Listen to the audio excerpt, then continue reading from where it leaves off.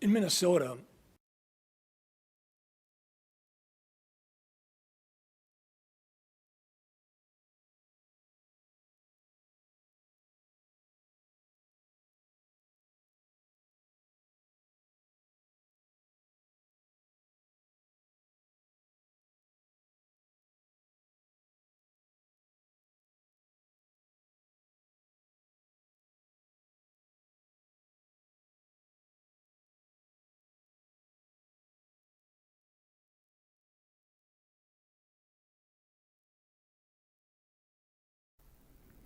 Jake here with Action for Liberty. Welcome back to our show where we expose corrupt politicians and lying corporate media.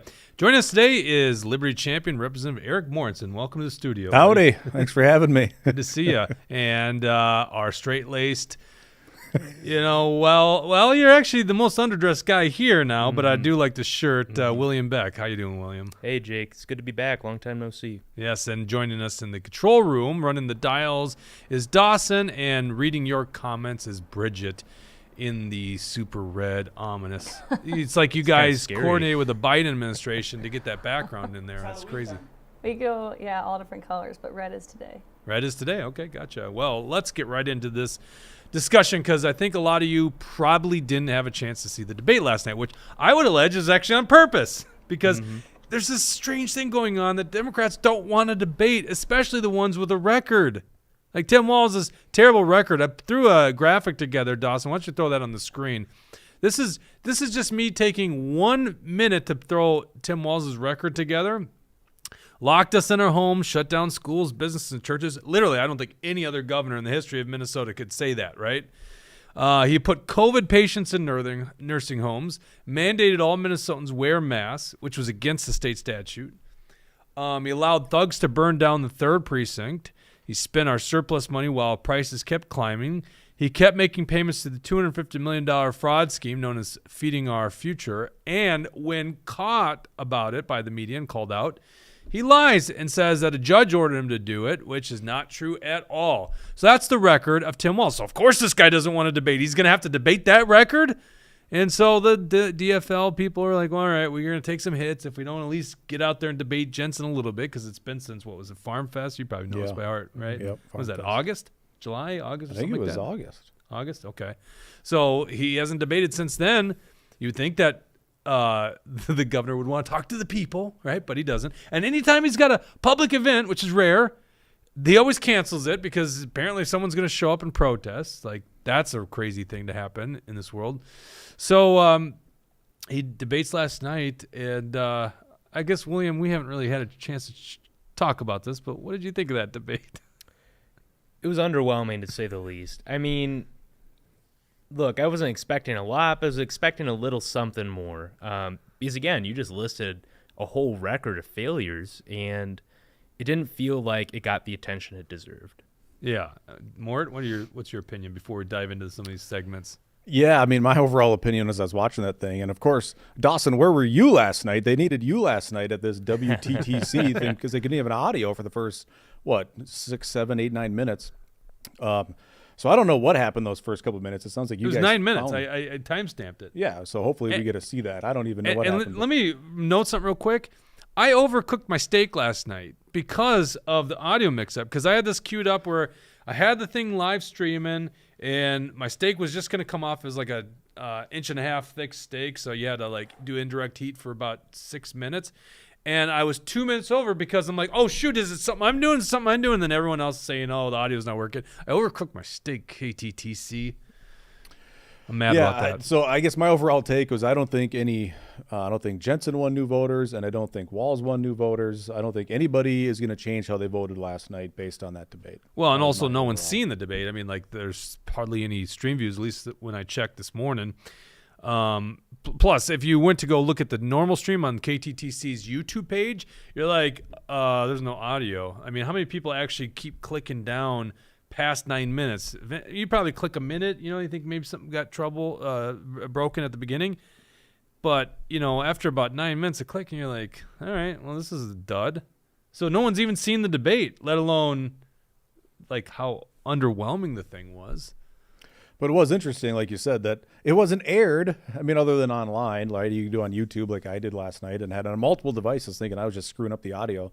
But they didn't have a local. I say local because we're sitting here in Roseville, but there was no Twin Cities outlets covering this thing. So They were not allowed to because of the Walz campaign. Yeah, well, I don't know if that's a fact, but if you That's say a fact. so, okay, Yes, that's a fact. That's what happened. And it just goes to show, like, yeah, he has nothing to run on, so he doesn't care if it's broadcast in Greater Minnesota because those are already Republican voters. Right, exactly. Yeah, the damage is not as bad when it's that case. So, do we have something broken? What's going on, guys? We have a stream down or what? We're doing great. Okay, I just heard something. Unlike that, Yeah. good dude. Dawson's got the jokes out today already. Yeah, I know. I was thinking just Cherry Tree. Maybe Cherry Tree should be doing this live thing. Well, other interesting thing, Mort, is it's not just that it wasn't broadcast in the Twin Cities per the Walz campaign. You couldn't even have an audience there. And you were pointing this out to me, William. You thought the moderators were going back at Jensen too much. Well, Jensen points out in a question at the end, we're not going to play the clip, but about diversity. I can't remember, like something about Minnesota being diverse. And he goes, well, certainly this debate's not a diverse audience because there is no audience because of Tim Walz. It's like, that's true. You couldn't even do it in front of an audience. Like, they are going to not debate in front of an audience. The Farm Fest was it. Well, and then the moderator shoots back after he says that and says, well, actually, we don't have an audience because we're in a studio, Dr. Jensen. Because Which of seemed Tim very Walz. snippy to Yes. me. Seemed unnecessarily, it's not something a moderator is supposed to be doing. Yes, well, clearly. And also, that was a garbage question, too. It is Very a garbage strange. question. Yes, and this is the other thing that bugged me about the debate. And then we're going to get into clips and stuff that you probably haven't seen. You two haven't seen some of the clips I'm going to play because it was the audio version. The part that was without audio, we went back and found a stream of it. So there was a bunch of questions that just weren't that interesting to the vast majority of people. They were like softballs in many ways, like the sports gambling. Like, I know that's an issue at the Capitol, but that's not a mover, in terms of the gubernatorial politics. Like, the big issue is inflation and crime, and there's one question on each one of them, even though Jensen at some points tried weeding that into the questions. But it was really ridiculous in that sense. And then the other sense is it's like, this is the lamest debate because you're like on a time schedule. You could only do this for an hour. And so anytime that the debate could get interesting, mostly because Scott Jensen was taking some pot shots. Oh, no, that's it. We're out of time. We got to move on to the next question. And Mort, you had a different approach when you debated that far lefty Brad Tabke. You're like, I'm just going to take some shots at this guy, and we're gonna go a little crazy and a little wild here. Yeah, I think anybody who watches the debate with Brad Tabke and I compares that to last night. I thought last night was a snooze fest. I mean, it had a couple moments, but I don't think anybody's changing how they're going to vote for the people who actually did watch it. But overall, I thought it was pretty boring. I thought Scott Jensen missed several really important opportunities to draw some contrast because as much as, I do think there's plenty of contrast between these two guys. I do think there's probably a lot of common ground, quite honestly. But I thought his opportunities, like the surplus question, I thought he squandered that. The $250 million feeding our future thing, I thought he squandered that when he just said, well, Walz, you're lazy. Yeah. Like, I don't think that's very compelling for voters to hear that Walz is lazy. Yeah. Walz flat out lied to people. That's what he should be talking about. Yeah, Jensen wanted to take some shots on that, but I agree with that. Like, lazy, that's not the way to go. All right, let's dive into this. Bridget, you can interrupt us if anyone wants to chime in. I think we're streaming on 3 platforms, Rumble, YouTube, and Facebook. Although the majority of our audience won't watch us until later. So don't chime in later because, I'll still have Bridget read those comments. I'm thinking of Wendy's for lunch. No, I'm kidding. All right, let's talk about the response to the riots. So we're not going to go in order of the debate. I want to go in order of, I think, probably the most interesting stuff. And then I'm coming at the end with a comment, the most ludicrous comment that Tim Walz made that you guys probably haven't seen because it was when the audio was cut off last night. So the first clip is Walz responding to what he would have done differently during the summer of riots in Minnesota. Governor Walz, looking back, what would you do differently in reaction to the protests that turned violent? And Dr. Jensen, how would you have handled that situation had you been governor? We want to begin with Governor Walz. You have 90 seconds. Yeah, first of all, this isn't theoretical. When you're in the room, you have to make the decision. Sitting on the sidelines and critiquing That's not what being governor is. It's making the hard decisions at the time. The murder of George Floyd shocked not just Minnesota nor the nation, it shocked the world. And the civil unrest that ensued from that was probably some of the greatest that we've seen both in this nation and globally. And that operation involving dozens of local, county, and then the state, involving multiple states in the region and involving the federal government, had to be assembled, had to be coordinated, and had to make sure that we brought order back. I'll be the first to tell you, that's terrifying for Minnesotans in those days. Nothing like this had been seen before at the level of violence after the murder of George Floyd. I think, again, there'll be stories written, and this will be written about for quite some time. I'm proud of Minnesota's response. I'm proud of Minnesota's first responders who were out there, from firefighters to police to the National Guard to citizens that were out there. He's proud of it, Mort. What do you think? Hey, he owns it, right? He said last night he's proud of his response. I thought it was interesting that he said this can be written about for a long, long time. Yeah, because of Governor Walz's failures. He just sat on the sidelines, and then he makes it sound like in this clip that, you know, sure, in the heat of the moment, I understand that there could be stress upon your decision-making, but he didn't make any decisions. He just said, stand down to the National Guard. And then he comes back and says, I'm very proud of this. I mean, I don't know what there is to be proud of about that. Yeah, and actually, in many ways, if you really get into it, he's like proud of Minnesotans and proud of first responders. So it's like he's tiptoeing around it. Like, I'm not proud of myself, but I'm going to kind of make it sound like I'm proud of myself by saying Minnesotans. It's like, what was that shit? Mm-hmm. What do you think, William? I heard a lot of excuses. That's all it was. He said, well, you know, this happened and it was unprecedented and the biggest violence we've ever seen. Okay. Well, you got to have protocols in place for when this kind of thing happens. I mean, everyone's stuck at home because of your lockdowns, right? And they have all this extra time to, I don't know, go start a riot, which is exactly what they did. Right, so exactly. Which was just obscene. Which was because of lockdowns, essentially, right? Mm-hmm. I mean, let's just be honest about what happened. You know, the other thing that's interesting to me is he's talking about you can't sit on the sidelines and critique. It's like, yeah, I think you did that when your number got called for a deployment back in 2005. We're going to get in that in just a bit. So let's look at Jensen's response, because I think Jensen did a really good job here. Play clip number 2 there, Dawson. You heard it here. Governor Walz just told you, I am proud of Minnesota's response, referring to the riots in May and June of 2020. I heard it. Did you hear it? Yeah, he's proud of it. Like, I don't know what there would be to be proud of. It was, God, what was it, like 3 days of something before there was even a massive response? It was at least 2 nights of no action before, what day did the Minneapolis, what day did Precinct 3 fall? What was that? Is that day 4? Is that day 4? I think it is day 4. You think it's day 4, Here in Bridget says? Gazelka. I mean, after day 1, you should have been more prepared. It didn't seem like until later on riots where they were even had their poop in a group. And then the guard was actually ready for it and was deployed. So they actually get into this, and Walz wants to fire back at Jensen, and he evokes the National Guard. So let's play that clip. Play clip 3 there, Dawson. Yeah, at a rebuttal. Clear. I said I was proud of the first responders. You may not be, but I was. This was an incredibly difficult and unprecedented incident. There was no precedence for it before, and I want to just be clear. I have stood with the National Guard for 24 years. I'm proud of that work, that expertise that I brings to it. No matter how much I slandered by Scott, it doesn't change the fact to me. I don't care what he says about me. I care what he says about the folks who are out there doing this work, that put a plan together to deal with an unprecedented situation, to restore order. Thank you, Governor Walz. I just pause right there. Dustin, I want to hold it there because Jensen goes back. So first of all, he stood with the National Guard for 24 years and then stopped standing with the Guard because at 24 years, he quickly retires to dodge a deployment.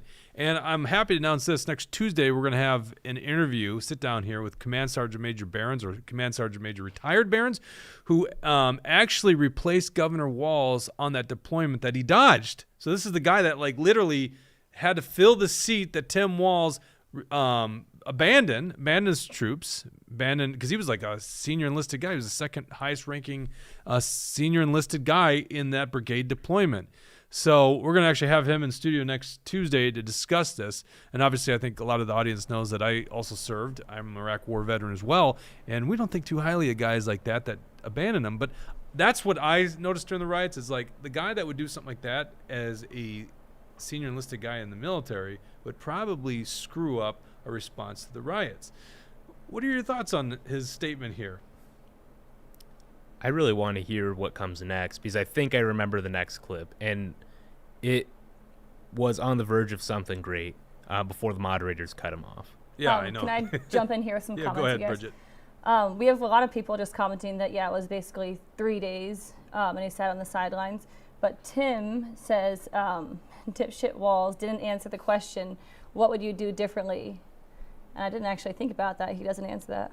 Yeah, well, and that's pretty common in debates is they just don't answer the questions. They don't want to answer the questions that they fear the answer for, right? And in this case, they're just really, like, honestly, you would have to live up to the mistakes that were made. Everyone knows that there was mistakes being made, and there's a pretty catastrophic mistake. Yeah. And a leader would recognize that and correct that, but this guy's not a leader. Yeah. I mean, typical debate prep will tell you, and Mort knows this, is that answer the question you wanted to be asked, not the question you were asked. Right. So clearly Walz wanted to defend his record on this. He didn't want to say he wanted to do anything differently because he would admit that he's a failure. All right, let's keep playing that clip there, Dustin, and see how it finished up. Cooks is what he's referring to. We have to Can I move on clarify now. that? Would you like to have that clarified? Please. The question I made on this of being a soldier and being in this is that each of us has a military occupational specialty. And Scott, like so many things, took a clip of where I said, one of the problems is in getting folks in right away. We have troops deployed all over the world. We have military occupational specialties that are trained for this. We have a small percentage of the National Guard that is trained for civil defense, not urban warfare, civil defense. And I made the case that some of us are artillerymen, some of us are pilots, some of us are ply chiefs, and some of us are newly enlisted 19-year-olds in cooks or food service. It's an important part of what we do, having a deep understanding of the military's role and then trying to make the claim that this is somehow slanderous of someone who doesn't understand that. That's why making the case in this. I will be the first to tell you. Governor Walz, Not everything could go perfectly. we do have to move on. Okay. I see. That's how the rocks and cows too then go. Okay, the 19-year-olds and the And rocks and cows. we do have to move along to the next question. Yeah, that one kind of got lost in people. I saw you smirking, Mort. What do you want to say? Well, look, when he said, I was trying to make the point that everybody has their little specialization in the military. It's like, no, he wasn't. That wasn't what the point he was trying to make. Like, I remember the day he made that comment, and it was very off the cuff, but you could tell, he was meaning what he said, what he meant. And I'm glad, I missed this last night, but I'm glad seeing that Jensen said, oh, so it's kind of like the rocks and cow stuff. Yeah. Because it was like the same sort of, I don't know, emotional response that Walz had when it came to Minnesota's mostly rocks and cows when it comes to urban Minnesota.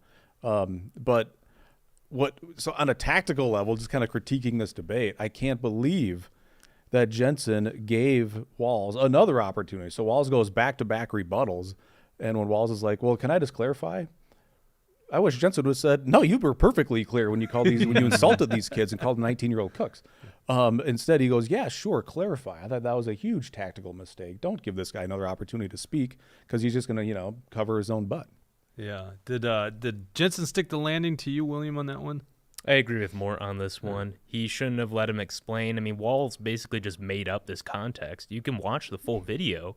It's very clear that he's dismissing these guys as 19-year-old cooks. And you'll notice that he said 19-year-olds and cooks in this most recent clip. So he's trying to go back and edit what he's saying. And Jensen should have brought up the rocks and cows thing earlier. I don't think Jensen should have given him the opportunity to defend himself. Right, especially since being broadcast in Rocks and Exactly. Cowland, right? Yeah. That's the only place. I think what's fascinating about that is I thought the comments were even worse by what he had to say. Like, I remember the comment being made, and I didn't think it was as bad as the rocks and cows at the time. And now I'm like, oh my God, you just dug yourself deeper. Here's the thing that really, and I'll bring this up with Command Sergeant Major Barron next week, that I recognize as a guy who served with the Minnesota Army National Guard and the Red Bulls. This guy has no idea. Like, he got out abruptly in 2005. The Guard changed significantly around that period because 1st Brigade, which was the longest time that any unit's been in Iraq, it was a 22-month total deployment. from time they got mobile orders here and then left. By the way, when they got the mobile orders here, that's when Tim Walz left the Guard abruptly. So he has no idea how ready the Minnesota Army National Guard is. Like, it's not just a bunch of military occupational specialties that have no idea what to do here. They have a lot of real-world experience on how to activate quickly and what to do in a situation like this. In fact, I was trained because one of my deployments was Kosovo. Civil disobedience. We know very well crowd control. And I know personally officers in the Guard at that time, how quickly they could have deployed these guys. And so the fact that this guy says this kind of stuff is just like, you just, once again, don't understand the people that you're supposed to be leading, and you boast about a 24-year record that ended in 24 years abruptly because you want to dodge a deployment. You didn't want to go overseas with your soldiers. Right. Well, Walz just sent a bunch of guys over to Ukraine like 2 weeks ago. I don't think you'd want to send 19-year-old cooks over there if that's How all the hell they're did I good for. miss this story? Yeah, Bridget, can you fact check that? I was fact-check talking that about it with one. someone a few weeks back, but they're getting ready over there. I just remember, so one more comment on this thing, because when he says he's proud of the response. So I was coming off the Superior Hiking Trail in May of 2020 with my buddy, camping up there and hiking around. And so I was, detached from what the heck was going on in the real world when you're hiking the Superior Hiking Trail. And as we pull down, 35 and we get onto 694, I mean, every digital billboard on 35 back then said, mandated curfew, 8 p.m. or 7 p.m. or whatever the heck the curfew was. And just to see that, it was just such a Orwellian sight to see, wait a minute, what's going on here? We've got curfews being enforced. And then I remember passing the Target off 694 and Fridley or something like that. And it's all boarded up, jewelry stores all boarded up. And it brings me back to that drive back from the Superior Hiking Trail. And then to hear Walz say he's proud of this response. It's like, man, it was chaos then. And then they threatened to go to the suburbs next. Yeah. And they actually did. I think they went down to Burnsville. Oh, yeah, they definitely went out. Oh, yeah, they went over to Stillwater. I remember seeing Walgreens in Oakdale getting raided. We could go on and on about this response. I'm sure a lot of people are going to clip those and play them. So let's go into the $250 million fraud, because this is interesting. This is what I think is probably Walz's most vulnerable topic as we lead into the last 3 weeks. So let's play clip 4 there, Dawson. During COVID, the federal government relaxed some of their rules, and they sent out, as they should have, aid to states in the terms of unprecedented numbers. Now, making sure those safeguards are in place, absolute priority. Once the Minnesota Department of Education found this, they alerted the FBI. Now, it's an ongoing investigation. I guess we'll get more clarity once they start to come to that. But I think one of the things that's important here, and I will note, to our hundreds of school districts and to our hundreds of honest providers, you provided food to children at a critical time in a pandemic when there were those putting out false information, internet myths, ivermectin, whatever you have. This was a life and death situation, and food security was a top priority. The vast majority of those delivered and did an incredible job, where Minnesota was ranked as the state with the most security in children's food security. So no one agrees with the fraud. We'll make sure that these people have already pled guilty. They're going to jail. They'll continue to do the investigation. We will continue to put things in place as they've already done at the federal level, rolling and putting back in some of those safeguards. And I think the after action on this is for us to strengthen those. Rebuttal? Yeah, I want to check in quick. Was there, you said the governor's office was lazy. Was there a step that you would take that you can stop this from happening again? I'm not sure I heard one from Governor Walz. Is there a step going forward to prevent this, and/or something we would have done differently other than try harder? I would give this, it's that intersection with the federal government to know where the payees go. I think that can be there. One of the things with the Minnesota Department of Education, when you do these types of grants, there's a grantee agency that then does it to some of the smaller ones. In this case, the grantee agency that was responsible for making sure they were overseeing this was a fraud in Feeding Our Future. So I think one of the things you do on this is working with the federal government. If it's a federal government program being administered by the state, you make sure both the federal and the state safeguards are there. Thank you, Governor Walz. Looks pretty flustered, doesn't he, William? What do you think? I mean, is this guy uncomfortable on this topic? Oh, yeah. He knows that this is the October surprise, or late September surprise, whenever we found out about this. Yeah. He didn't address any of the facts regarding his lies on this. The fact that he said he was ordered to continue making payments, and then Judge Guthman came out and said, no, I never said that. You're making that up. And I think the Minnesota Reformer, the leftist rag, actually did a pretty good write-up about this, about how Walz changed his story like 3 different times. And he wasn't made to account for that. Now, I did appreciate that they followed up with Walz. They did a follow-up question to say, well, what can we do other than trying harder? And basically gave a non-answer there. Mort, what do you think? Well, so I missed the first 9 minutes like most people, but I think we went from Jensen's strongest performance from the last clip where he talked about Walz being proud of his response to this. I thought was one of his worst responses when he just said, well, the Walz administration's lazy. Like, I don't think that term is moving. I don't even think it's all that. I don't know how true it is, but let's just call it what it is. The guy lied. The Walz administration was dishonest about what they knew, when they knew it, what the courses of events were that took place. So I wish that Jensen would have really hammered away on Walz in this one and said, look, the guy's a liar. He flat out lied to the 6 million Minnesotans out there. But, he's trying to play this safe, obviously. That was my takeaway, is Jensen's trying to be very, very safe. But I think in turn, he's not really getting the base excited to go out to make sure that they'll crawl across broken glass to go vote for him. And I thought that overall, if I kind of just back out of this whole thing, I thought Walz did a better job really appealing to the Democrat base and making sure that they have got a motivation to go out and vote. Yeah, it looked like coach talking points, didn't it?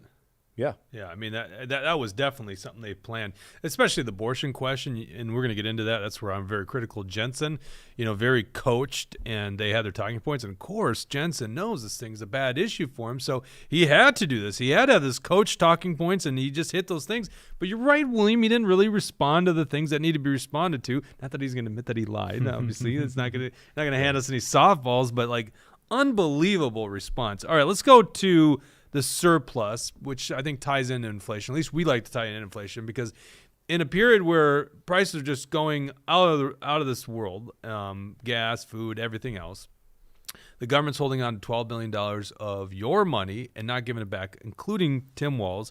And this one was a fascinating one. I wanted you to comment on this because I saw similarities in how Walz responded to this question. He went after Scott Jensen on wanting to abolish the income tax. Good for you, Scott Jensen. Good for you. Abolish the income tax. Exactly. Yep. And the response was very similar to Brad Tabke. It was. I was hoping that Jensen would have responded the way I responded to Brad Tabke during my debate. I mean, I was literally on the edge of my couch going, okay, this is a softball. Hit this sucker out of the park. But, of course, he didn't want to do it. By the way, is that debate, is the video available yet? No, I don't think they ever ended up They're having just doing video. the audio? Yeah. Sucks. Yeah. Yeah, your debate was very interesting. In fact, for Liberty, we'd be willing to host any debates out there. If you guys want to do debates, we will host right here in studio. We can even add a little bit of an audience, a diverse audience, if you will. So we'll bring that here to this studio if any of you guys want to enter this zone. Let's go to clip number 5 on the surplus there, Dawson. With you. Just with me? Well, first of all, I'm glad that our administration was able to create this. Most of this was created by corporate profits that went through. During my term as governor, we've lowered taxes on the middle class, as I've said. We've created the largest rainy day funds. We've reduced cost in government, and we've been able to do this surplus. I agreed together with Republicans as we signed our names before they walked away that we would leave $4 billion of this on the bottom line. We would put $4 billion in middle class tax cuts specifically aimed at the Social Security tax and renter's credit, and we would put $4 million investing in long-term care, public safety, education, and then get the All right, stop funds right there, for Dawson. Okay, we have got to talk about this more because you and I have had a lot of conversations over this. You're the leader at the Capitol. You have never voted to spend a dime of the surplus money, even though actually every other legislator has spent your surplus money. You have voted against all that. Yep. You actually, I love your bill. So Mort's got a bill. This is how you give back the surplus. You get 1 year of not paying income taxes. And if you sold a business last year and you had no income this year, you can go back to the last biennium because these are biennium budgets. Or sorry, last year because it's a biennium budget. So I love your bill. Obviously, you're against the income tax. But what's really fascinating about this is when the government collects a surplus, meaning there is more receipts than expenditures, is that not overtaxing the citizens? Well, obviously that's where I stand. That's why I've been voting against spending every nickel of the surplus. But of course, that's not the way the politicians see it, right? They just see it as like free money, that they just got more money coming in as if it's their own personal income. Like they just got a raise that they can get to decide how they're going to go out and spend that money. And we watched it happen for this whole legislative session, as literally every single state legislator was voting to spend this extra money, billions and billions of dollars of it, which the most hypocritical ones are the ones that went to the Give It Back rally on a Saturday in April, and then 5 days later voted to spend $1.1 billion of the surplus. Like, those sorts of politicians are the ones that just make my skin crawl. Well, and Walz is a leader of that political class there because he's literally talking about making the investments, as he says, and he's boasting and bragging about the fact that we've got this massive rainy day fund, what is a rainy day fund? Anyone know? Rainy day fund? Funds for a rainy day?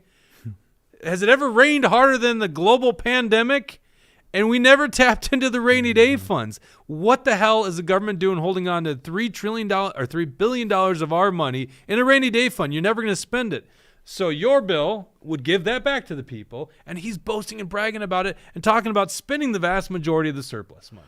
Yeah, and this to me was another I don't really want to sit here and knock on Jensen by any means, but when we went from, I think his best response when it came to the riots in May of 2020, and then one of his worst responses was this $250 million election fraud.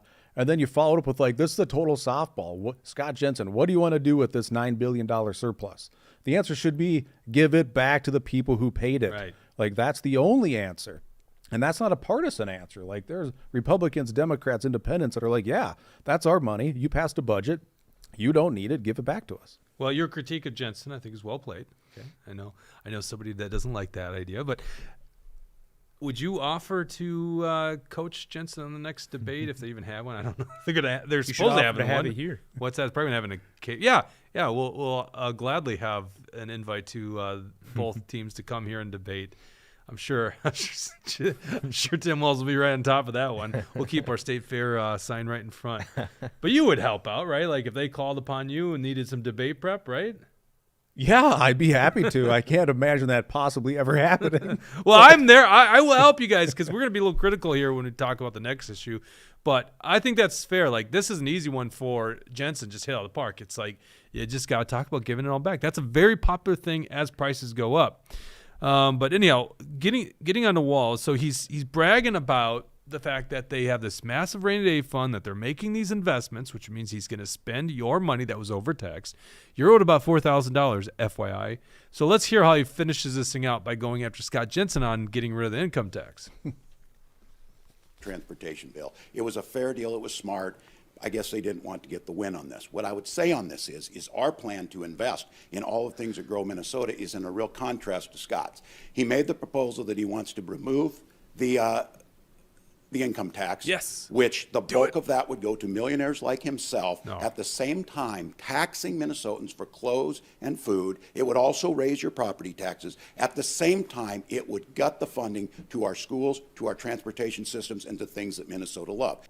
Mort, I feel like I've heard that talking point before. Have you heard that somewhere? Yeah, me too. I feel like September 29th-ish, something like that, a Thursday night in Shakopee. Yeah, that's exactly what Tabke came at me when we were asked the question by our Chamber of Commerce. We have some of the highest income taxes, both corporate and individual, in the entire country. And the question was asked, do you support lowering them? And I think I answered the question first. And I said, hell yeah, I support lowering them to $0 or 0%. To which Tabke responded, my Democrat opponent, well, boy, if we didn't have an income tax, we wouldn't have any schools, we wouldn't have any roads, we wouldn't have any bridges here in Minnesota. And this is another question where I was just, waiting for Jensen to go, oh my gosh, this is such a layup. He should have said, like what I said to Tabke is, well, I don't know if you travel, Brad Tabke, but, if you go to South Dakota, they have no income tax in South Dakota, but by golly, they have schools, they have roads, they have bridges. It's just this miracle, this economic miracle in South Dakota, along with Florida, Tennessee, Nevada, Texas, Washington, Wyoming. There's about a dozen states out there that don't steal your income on every paycheck, but somehow, lo and behold, they have schools, and they have infrastructure, bridges, and all that kind of stuff. Exactly, William. What did you think of that response? It's typical. Whenever anybody wants to say they want to cut taxes, they'll immediately say, well, what about this program? What about this program? I think it's so funny that you can bring in this much extra money that Walz is like bragging about, by the way, and then say, this is all good. There's no problem here. So yeah, it's completely ridiculous and a typical DFL talking. Is Walz, I'll ask you both this, is Walz more radical than Bernie Sanders? Because Bernie Sanders puts a sight on the wealthy billionaires. Here, Walz is going after the millionaires. And it's not hard to be a millionaire these days, especially in this inflationary environment. Yeah. Is he more radical than our good friend Bernie Sanders? I don't know about that, but what I will think is funny is, like you said, he takes credit for this surplus, which is largely due to inflation. Like when the price of a widget goes from $5 to $10 and there's a sales tax of 7% on top of that, yeah, you're damn right that you're going to collect more taxes from that stuff. So it's like he's admitting that inflation is his fault too, through extension, by saying, hey, we got this great surplus. Yeah, because prices on it's going up. Yep. And when we tax everything as a percent of the sale, yeah, you're going to collect more money. Exactly. Any comments before we move on to the next section? Yeah, I was just going to interrupt. So Tom Berg says, didn't Walz want to raise the gas tax? And then also Rice County property taxes already increased significantly, which I think is the same for a lot of counties. Yeah, that's a great point. Yeah. Last I checked, my Washington County tax has gone up a lot because they all of a sudden assessed my house at like $100,000 more in value, which I have no intent to sell my house. And last time checking, interest rates are going up. Those housing prices are not going to continue to boom. And so, yes, property taxes are already going up under you, Tim Walz. It's what a ridiculous comment to make. Well, and only 2 years ago, on that comment, Walz wanted to raise the gas tax 70%. This is something you campaigned on and something that you're hopefully hitting Brad Tapke on. These people, just 2 years later, come back with a completely different message. Oh, yeah, middle-class tax cuts. Sounds good. Well, what happens when they're elected? They're probably going to go back to their original legislative aims. They're going to want to raise the gas tax and raise whatever other kind of tax they can to fund these stupid government programs. Right. Yeah, it's such a typical, are you going to believe what a politician is telling you now while they're campaigning and dying for your vote? Or are you going to go back and actually look at their actions that they took while they were in office, the bills they sponsored, and how they voted? And I trust and hope that people will actually look at their actions. I think most people understand actions speak far louder than any words. Any other comments there, Bridget, before we move on? One more that's not on the topic of taxes, but it's interesting. Amanda says, so she said her husband works for Minneapolis Dispatch, and he texted her the morning of May 27th, the day prior to the 3rd precinct from work, letting her know there was intel that the precinct was going to be taken and they had started getting property out of there. So they knew the day prior that they were going to give the precinct over. And then she says Tim Walz is a failure in every sense of the word. Yeah, and I appreciate, Amanda, you mentioning that, because I've heard that same intel report. That's pretty crazy. I've not heard that they knew this was going to happen and they still allowed it to happen, even though they had, a day, 36 hours to respond? Yeah, anyone in the military knows you don't give up key ground, which is really the way you have to look at it. When that empowered and emboldened the radical leftists that are very violent. In case you didn't know that, January 6th isn't the violence in politics in the United States. It's actually that. That's the radical left in full display, creating chaos for social justice. And not only what has it inspired here, we saw it happen all over. Seattle, Portland. I mean, this stuff was going on in major cities all across the country in spring of 2020, and it all originated right here. And I would argue that the spread of that wouldn't have happened if 3rd Precinct didn't fall the way it did. I think that fueled the fire that spread out across all the country and quite frankly, the world. So, are we going to see Jensen's response to this? Because I do want to give him a little pat on the back, because I thought he got the question or the answer halfway correct. He just failed to really slam dunk. I didn't queue up his response on surplus. I think he spoke first on that one. He did. Well, yeah, I liked how he said, look, we've already grew the budget, 10, 11, 12%. And if we grew the government by another $4 billion, we'd be looking at a 17% increase in one biennium. And that's just a crazy amount to grow government in a 2-year time span. So I thought he did a great job talking about that. And I don't know if he talked about it on this question, but he said, in 11 years, we've seen government spending at the state level by 75%. But that you look at, people's individual income, and it's only been up about 25% on those same 11 years. So I really like that point he tried to make. But to me, That was half of the answer. The other half is give the people back their damn money.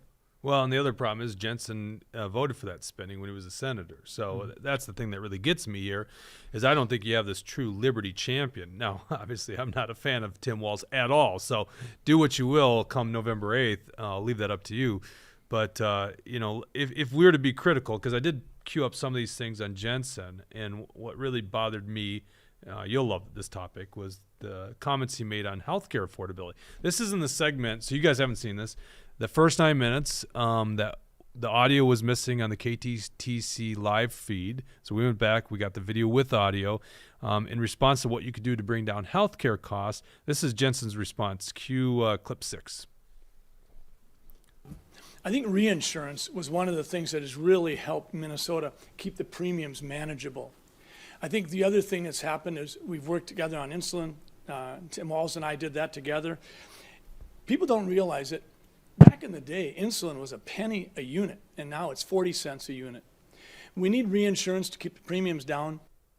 Do you want to explain reinsurance more?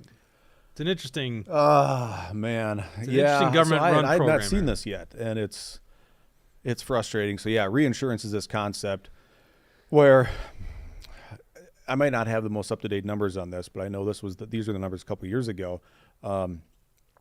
80% of health insurance claims in the state of Minnesota that exceed $50,000, who foots the bill? Everybody would think it's the health insurance company. That's why I have health insurance. It's not. It's you. It's the taxpayers. They have socialized medicine. That's what reinsurance is. Right. It's socialized medicine. They take the cost. They bail out the insurance companies. That's how they can keep your costs down, because they just spread the cost through taxation in the state. So the bill is still there, right? There's no free lunch, but it's the people of the state that end up footing the bill. Right. And it's a Republican and Democrat alike that love this program. It's just really the minority party bickers and argues about it, but really they're all online. Amy Klobuchar and Kurt Dowd, they both love this freaking bill. And it's the biggest fraud. It's just a smokescreen. All it is taking money from Peter to pay, well, I was going to say pay Paul, but really not. It's taking money to pay Peter, bailing out the health insurance companies so that Paul has a lower premium. Well, wait, if you never took the money at all from Peter, that was a really bad analogy, to bring the premiums down for Peter. Horrible. Didn't plan this at all, okay? You're taking the money from Peter to bail out the health insurance companies to bring the rates down for Peter. Well, why did you just not do any of that? Like, this is circular. So all it's doing is empowering government in healthcare. And this is what really bugs me is Scott Jensen's a doctor. And he was really good on COVID. This is like your opportunity to really have a diverse difference between Tim Walz, who's for socialized medicine, Medicare for all, and you. And here you are, like two statements just agreeing. And like we got nothing from this conversation on the difference in lowering healthcare costs, unless I saw something totally wrong here, William. But what was your take on that?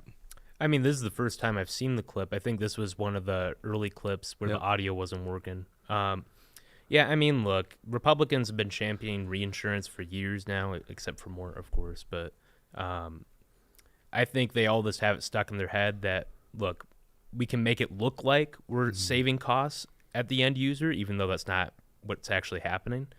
And it helps them electorally. So yeah, they're all desperate to try to look like they're delivering a win. So hit this easy button, which is a total Democrat solution. Angie Craig in Congress, Democrats in U.S. Congress are pushing reinsurance. This is literally socialized medicine. When you take the expenses, you tell the health insurance companies, you're off the hook. We'll just spread the cost throughout the entire state of Minnesota, socializing that cost. But it gives the appearance, because the result is, well, yeah, premiums are down because you've taken the risk away from the insurance carrier and you've put it on the taxpayer. Yeah, and they eventually start talking about the opioid crisis too, which I didn't see a huge difference, although Walz you wanted me to talk about this, a couple pot shots at Jensen. Do you want to summarize that? yeah, Walz brought up an interesting claim that Jensen had prescribed 94% more opiates to his patients than any of his colleagues. Which Jensen didn't make any effort to defend himself on that. Maybe it's true. Well, and he claimed that he wrote an op-ed or something for the Star Tribune, and it was entitled like "Confessions of a prescription drug pusher." And we did 5 minutes of research, couldn't find what he was alluding to here. Yeah, I mean, we even looked at the articles talking about this, and they didn't link to, even from the Star Tribune, they didn't link to this supposed article. So was that another Tim Walz lie? It could be, but Because I'd be really curious if, so he's saying that Jensen prescribed 94% more than any other doctor and than all his peers. Well, how the hell would you even know that? I should have this queued up. Tim Walz says that Jensen prescribed 94% more opioids than his peers. How on earth would you know that? yeah, How? it's actually a good question. Because that breach That would patient-doctor confidentiality. Completely a breach, right? Is there some pharmaceutical? I wish I asked Neil Shaw this. He'd probably know the answer. Is there like some kind of logbook that traces this thing? And Yeah, you know what would be interesting is, what if you're an orthopedic surgeon? Like if you're an orthopedic surgeon, wouldn't you assume that you prescribe more opioids than a family doc? Like, what do you know about the practice? Maybe there's actually a legitimate reason. If it's even true, and if it's true, how does he know that?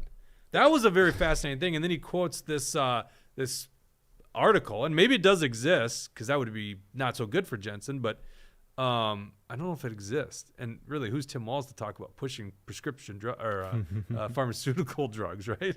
Yeah, Especially experimental ones. Just hearing a politician complain about a prescription that a doctor gave their individual patient, to me, that's where I get lost. Like, that's not your job, Mr. Politician. If the doctor has prescribed this medicine for their patient, and their patient says, I trust you, Mr. Doctor, that's a doctor-patient thing in my mind, and Tim Walz has no business getting into what doctors prescribe their patients. Yeah, and the opioid problem is really challenging, because there's obviously a problem. We all know that. But you can't, I mean, we really should talk more about this subject, because the whole premise on abortion with the Democrats is that you shouldn't get between the doctor and his patient. Apparently, that's the only time you can't get between a doctor and a patient is an abortion, when you're actually killing a human being. Because here, Walz actually wants to get involved in this thing, and this is a slippery slope. If someone comes in and says that they are suffering from pain, isn't your duty to do something for your patient to relieve that pain? And I would definitely personally want to see alternatives, but opioids do have their place in the medical industry. There's no doubt about it. Everyone knows this thing. If you had surgery before, you know this. They're dangerous. They're definitely dangerous, but they have a place. We And have who a is he to comment question this. Yeah, go ahead, Bridget. from Shelley here. She says there is an online thing now that pharmacies and doctors can look and see what's been prescribed to a patient. Hold on, just up to. It's online, but I don't know if the general public has access to it. Was pretty much the doctors and pharmacists that I knew. So I think we need like a data practices request here. How does Tim Walz know this? It's not, obviously can't be available to the public. So is he abusing his office now, looking at this pharmaceutical record? That's for political purposes? This seems actually like a big deal. You know, some doctors' organization endorsed Walz. I wonder if there's any Oppo research done from that group and given to Walz. Could be. I think we need to look into this story, actually, now that I think about it. That's interesting. Because that's crazy to know a stat like that. That's not something they should know. Well, I also want to read this article that he referenced. If this Like, exists, where it is could it? just be another Tim Walz lie, William. I think it very well could be, and no one challenged him on it, which is weird. All right, this is where I think this is what really pissed me off about Scott Jensen's performance. You know, obviously Scott Jensen did much better than Tim Walz, and of course he doesn't have that terrible record. But the abortion issue, we brought this up on a show 2 weeks ago. We talked about this. I think maybe even 3 weeks ago. We talked about the GOP talking points. So this is Jensen abortion clip number 7. Go ahead and play that, Dawson. In Minnesota, abortion is a constitutionally protected right. And the only way that really feasibly gets changed is through some sort of an amendment ballot. And that would mean that 4 million Minnesotans would have the chance to decide where Minnesota comes down in this position. But because, and I think Tim Walz has said this, as has Keith Ellison and numerous legal experts that I've talked with, because in Minnesota, abortion is a legally protected right, it is not on the ballot in November. What is on the ballot in November is, without question, skyrocketing inflation, crime out of control, and our kids aren't getting the education that we think they need. As governor, I won't ban abortion. I can't.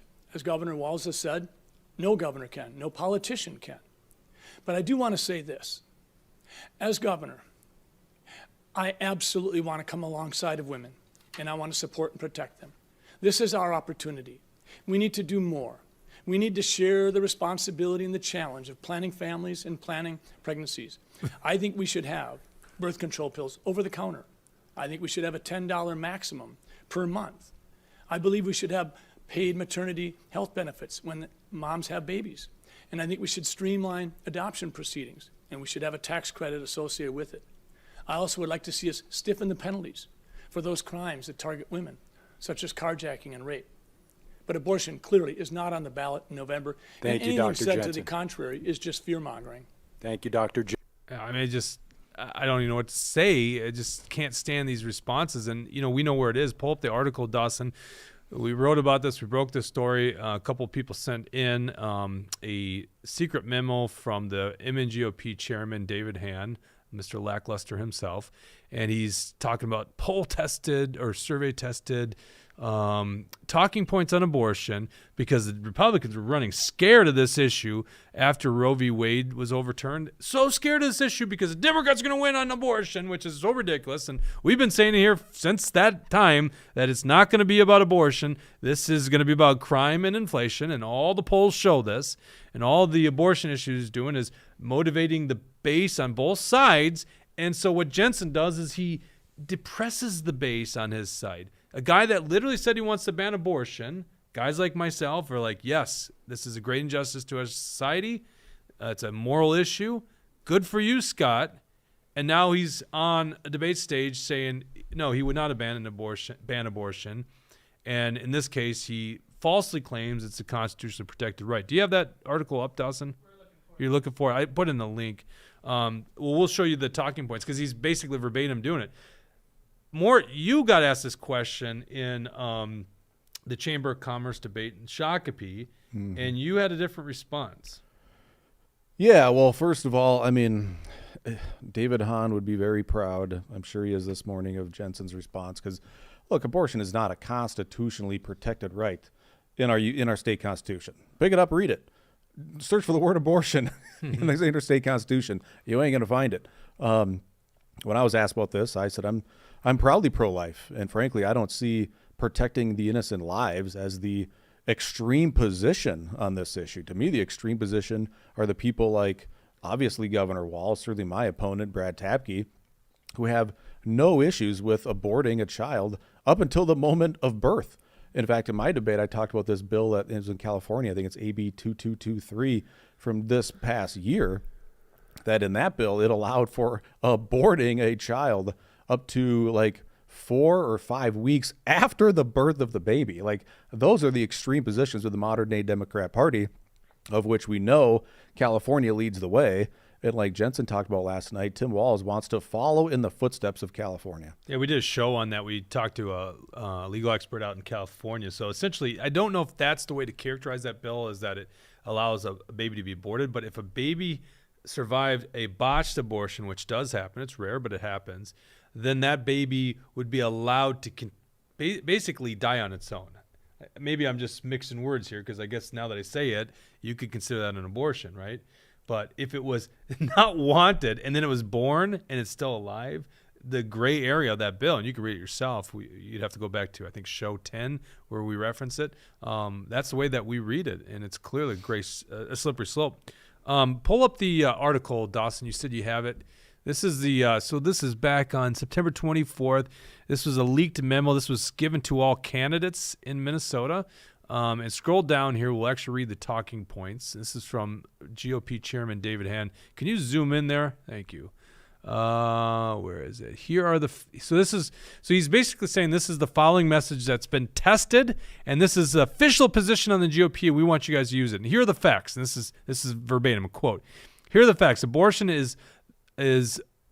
up to the moment of birth is a protected constitutional right in Minnesota. The only two ways that this can be changed are by the Minnesota Supreme Court overturning the existing law, or by Minnesota voters passing a state referendum. So see, Jensen's like literally verbatim quoting what he's saying. And first of all, Supreme Court's not supposed to overturn laws. This is a ridiculous claim. You guys write laws in the legislature. The governor signs the damn law, so you can do it. And Jensen at one point knew this because he talked about wanting to ban abortion, which praise to you. I agree with you on that statement. What's the more radical position? What is the more radical position? You know, the fact that you believe life begins at a conception, and so you're at least honest with the voters and saying when life begins? Or the Tim Walz approach where a 7-pound, 8.5-month baby can be aborted? You tell me what the more extreme position is. If we're going to talk about abortion, which isn't the top issue, you tell me what the more extreme position is, and I would allege that Tim Walz is on the wrong side on this issue. And nobody knows that's his position. That's the problem. Nobody has the right messaging, except for you, Mort. Nobody has the right messaging on this. When they accuse you of wanting to ban abortion at the moment of conception, you need to come back and say, well, they would want to pass abortion up to the point of birth and maybe afterwards. Which do you view as more extreme? Once again, Jensen Campaign, we're available if you want to talk before the next debate, which probably doesn't matter because that debate's going to probably be in a cave, and the audio won't work at all in that debate because that's really what it is. Tim Walz got a crazy bad record, and he doesn't want any vulnerability. He doesn't want the voters to know what he stands for. So I and we're going to get some other clips, but did anybody else notice how nervous Tim Walz looked? Yes. Like after he would answer a question, he would like flip his pen around, his feet would shuffle around, and he would give this really awkward smile, which Jensen complimented him on his smile, which was so weird. But that's a dumb question. Such Say a one nice stupid thing question. about your opponent, and yeah, no one's I gonna mean, change. actually, I appreciate Jensen really struggling. He's got a nice smile. He probably didn't even mean it. It was probably a lie, but he was like, I don't know what to say about the guy. It's a goofy smile. He'd finish his question, and the camera would pan out, and then Walz would do one of these. Like this weird toothless smile. That was like, dude, relax. Take it easy. What's that? Yeah, that's a question they ask. Yeah, they don't have time to go into the fraud case. They're cutting these guys off. But they ask a stupid question. One nice thing about your opponent, because we're all Minnesota nice, and the entertainment value of this is low, which doesn't freaking matter because no one's watching anyhow because you didn't really properly broadcast this damn thing. Once again, Cherry Tree Studios would love to run this debate for you anytime, anywhere, any candidate really, dog catchers alike and everyone. So we'd actually really love to have Keith Allison come in here and debate. That'd be a fun one. So, yes, I totally agree with you on that. That is, I do think Jensen, for like the 45 debates that he'd had during the Republican nomination process, I think he looked way more comfortable. Yes. Jensen did. Walz looked so uncomfortable. As soon as it would pan out, his feet were just shuffling and his pen was fumbling around. He was going to put in his jacket for a second, and he pulled it out, and he had no idea what to do with himself, which was kind of surprising to me because the guy is a professional politician, but you could tell he had no interest in being there. Yeah, but when you got the record, he's got, throw that graphic back out there. When you got the record that he has, aren't you a little nervous? I mean, the people of Minnesota are only going to see this is your failed record, and so you got to be a little cautious and a little nervous when you're facing this. Now, it's really funny. I got to show you after the show. I was making notes, and I noticed that same thing. I had some timestamps, and I was like, let's try to do only about an hour in this program, which we're about over on that already. So I had a lot of clips I just didn't have queued up because I didn't want to go much past an hour. So the last clip I have for you, and you guys haven't seen this yet because the audio wasn't working. Most of Minnesota, if they wanted to watch the debate, which they probably didn't, and good on them because it was pretty damn lackluster. But if you had to watch the debate, this was during the non-audio part, the first 9 minutes, and this is on abortion. Now, this is the issue that the Democrats just own, right? This is the one they own. And we've already talked about how it's really hypocritical for Walz to go after Jensen on pharmaceutical reliance, like going, being a drug pusher for the pharmaceutical companies when this guy was like pushing this experimental vaccine on the vast majority of Minnesotans. But in this case, on healthcare, which the left just inappropriately calls healthcare for women, because really it is killing, that's what it is. We had a really interesting statement by Tim Walz. Go ahead and play that. Is just fear-mongering. Thank you, Dr. Jensen. Governor Walz, you have 90 seconds. Well, there's a clear contrast here. My entire career, I've trusted women to make their health care decisions. I don't believe anybody who sits in this office should come between them. Scott? I know of several hundreds or thousands of nurses that would disagree with that. The Mr. Vaccine Mandate himself, he trusts women. on nothing but abortion, killing a human life. That's about the only thing he trusts women to make, and doesn't trust them. Well, let's just make the list here. He doesn't trust them to keep their own income, right? He wants an income tax. He doesn't trust them to have their surplus back. He certainly doesn't trust them on vaccines. Doesn't trust them during COVID. Oh, we better shut you and close you in your home because you might go out and hurt someone. So he doesn't trust women on anything except for when it comes to killing a human life. Am I wrong, William? You are not wrong, Jake. You hit it right on the head. Well, that's why they call me Jake. Hit it right on the head, Duesenberg. That's what I know. That is your nickname, isn't it? That's my nickname. I've been called that since middle school. Bridget, let's close out with comments here. Anything that we have not covered yet? Can I hit on something? Oh, yeah, go ahead and hit on it, Oh. Mort. Okay, so I just want to be sure to say that as much as, I've taken some shots at Jensen. I thought he came across pretty weak overall, to be honest. And somebody texted me last night, a Neil Shah delegate that was like, man, imagine if this was Neil Shah right now. And I was like, Oh, yeah. totally changed the view, the perspective I was looking at this thing. And it was like, man, Neil would like surgically dismantle Walz and do it in such a professional way. So it really made me, wish I could have seen Neil Shah out there debating. But I do want to say this. As much as I've taken some shots at Jensen because I wasn't enthralled with his performance, I do think he is going to be a far better option than Walz. And I want to tell people why, too. And I think you guys might agree with this. The reason that I'm excited about a Jensen administration is he's very amenable.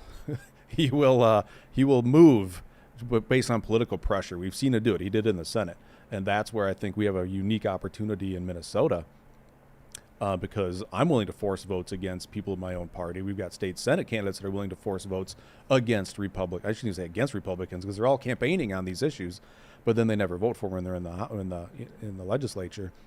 So we have an opportunity to force votes on these great ideas like protecting life, abolishing the income tax, and force these votes in the House, force them in the Senate, slap them on Jensen's desk, and that's where every freedom-loving individual in Minnesota can just apply the appropriate amount of political pressure to Jensen to sign the bills into law. So to me, that's why I'm excited about a Jensen campaign, is because he's far more amenable than certainly Governor Walz. Well, and that's a great point, because the one thing we learned about Tim Walz is the guy just won't respond. He won't even go face the voters, right? He doesn't feel like he owes it to you. He degrades us calling them 19-year-old cooks or rocks and cows country, or cancels public appearances, right? And forces mandates on people. You don't.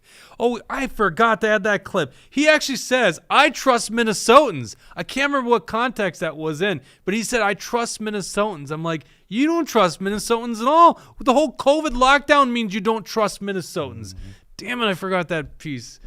See, it's hard enough. There's some nice, beautiful things that we're given in this debate, and that's really what wins a debate in modern day context, is the other guy screws up. And I think there's a lot for us to grab in Tim Walz. But yeah, this guy literally doesn't listen to the people, and it's why groups like us had to go door knock like vulnerable Democrat House members, because Walz wasn't giving up his emergency powers until he realized it's going to cost them the House majority. And then he's like, oh man, I better stop. Action for Liberty's coming after all the vulnerable Democrats. Okay, Bridget, go ahead. What do you got? Well, Jason Stieber in the comments put a link to the full debate with fixed audio. So if anybody wants to watch that. Oh, perfect. Yeah, thanks for Jason, is it? Yes. Yeah, thanks for putting that on there, Jason. We probably should have done that too. And then we have somebody on YouTube who said, I was surprised they were not asked about the law that allows Minnesotans to purchase THC in 5 milligram pieces. They didn't, I don't think they covered that topic. It might have been the part I snoozed during. Because it just, listen. It's an interesting topic. THC, edibles, yes. But it's not a mover. And it's like, that's my problem. If you're going to have an hour debate, that's it. You're going to be like, it's got to end at 8 o'clock. Let's not talk about the little issues like that. Let's talk about the big ones that are really movers and shakers. Like, I don't know, $250 million of money stolen from you and me, or $12 million that's sitting in the government coffers because Tim Walz doesn't want to give it back. So I don't want to like hurt your feelings here on not talking about edibles, because obviously I'm a pro-legalized guy. It's just that's the problem, is the format that they have would just tie up time that It's not talking about the really big movie. And Walz brought it up on the sports betting question. He said, "Yeah, I trust Minnesotans." That's when he brought it up. That's I when he trust did it. You're right. Minnesotans. Yes. And then he worked in cannabis there too, saying he supports the legalization of cannabis, saying he trusts Minnesotans. So he trusts Minnesotans to smoke dope, but he doesn't trust them on anything else. Oh, and on women's health care. Yeah, well, I mean, not women's health care, women's abortions, right? That's Sorry. Yeah, shame on me for look at that. You're like David Hand. You're just using the leftist talking points here. just Mort. like David Hand. Yeah. What were you gonna say, William? I was just going to say, I think you might be wrong. I think the Oh God, how questions- dare you! All right, bring it on. Let's I go. think the questions He's of taking me on. diversity- You got this, Dawson. Here's how we do a debate. Go ahead. Your point. I think the A questions moderator as of well. diversity. I'm not serious here. The questions of diversity and what do you like about your opponent are far more important than spending any actual time on any of these issues.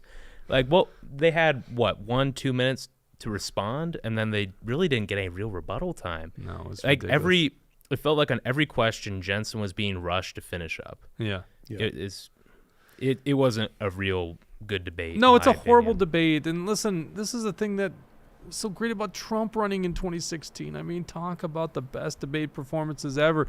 Now, he shit the bed when it came to Hillary, but everyone knows that he had to look a little bit more, what's the word, presidential, right? That's why he was a little bit more tame with Hillary, although he still had some pretty good zingers. Yeah, he did. But there was just no better debate performance I've ever watched than Donald Trump in the Republican primary. I mean, that's why I'm at 43 and you're at 2, Jeb. Keep moving down. Those are great. Those are so good. What else we got, Bridget?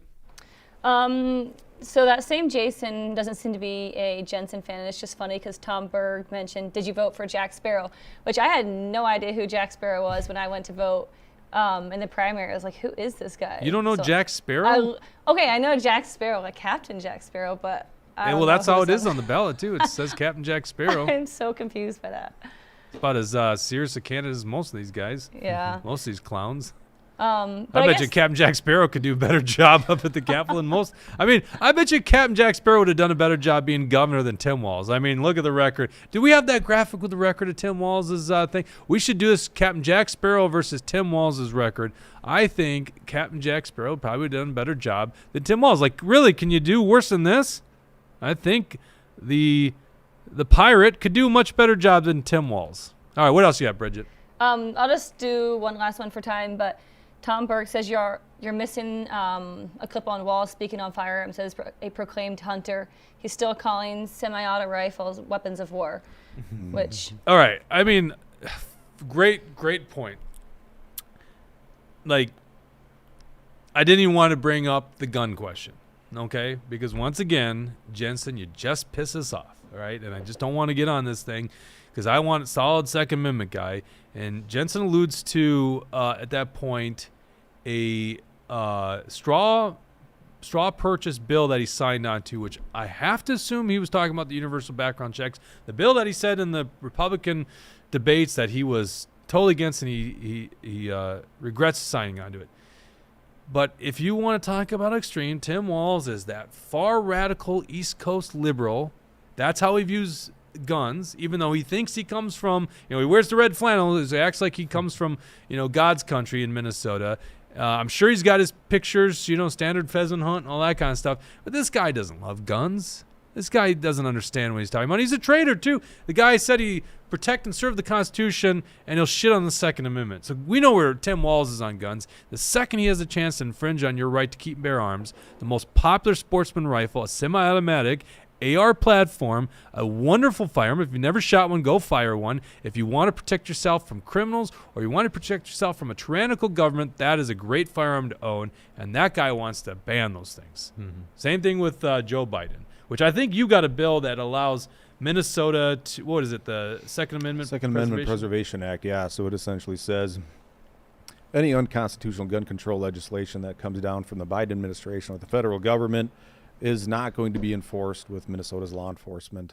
So it nullifies any unconstitutional gun control attempt by the feds. Gotcha. All right. Well, Mort, thanks very much for joining us in studio today.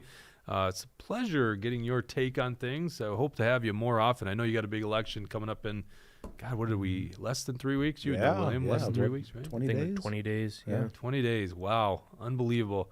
It's a good day, November 8th. Happens to be somebody's birthday. So you guys got 20 shopping days to still find my present. Got it. All right. William, thank you for joining us. I wish I saw you around here more often, but I know you're busy out there working with some good people. And Bridget, as always, thank you for reading the comments. And Dawson for running the dials. Thank you guys for tuning in. We'll be back. We might do a show on Friday. Depends on if we got the subject matter ready.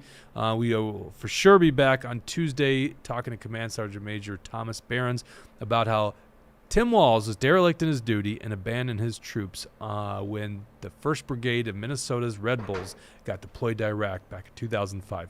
So stay tuned for that. Take Can care. I throw something in? Oh, you got what? I just did my sign out. I know. Bridget, Really I quick, just did my sign. You know how hard it is to stick an outro, and you just ruined it. She wants to throw something in. Can you believe that? It's important. I see Dawson in there going, I know. oh, Dawson might kill me. Unlike but- Walls, I don't trust women. I don't believe it. No, I'm he just knows kidding. how Go ahead. rare this is for Jake to finish so strong. is. There's Only so 10 many minutes ways I almost after, too. fumbled that.